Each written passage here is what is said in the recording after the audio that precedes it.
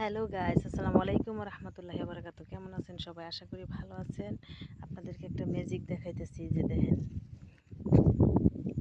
এটা ছিল মিষ্টি কুমড়া হেড। প্রথমত মিষ্টি কুমড়া লাগানোর পরে মিষ্টি কুমড়া হেড ভর্তি ছিল। দেখ,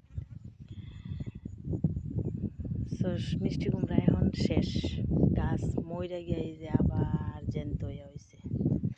দেখেন, এখন আমরা কি খাইতেছি? মিষ্টি কুমড়ার আগাডোগা।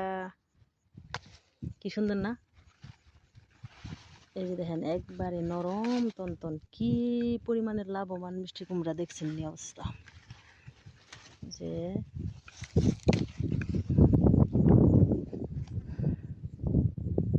মিষ্টি কুমড়াও খাইলাম, মিষ্টি কুমড়ার ডুগাও খাইলাম, গাছ মরে গিয়ে আবারও জীবিত হয়ে আছে।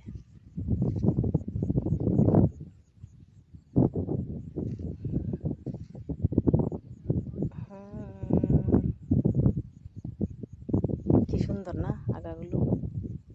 সেই চিংড়ি মাছ দিয়ে রান্না করলে।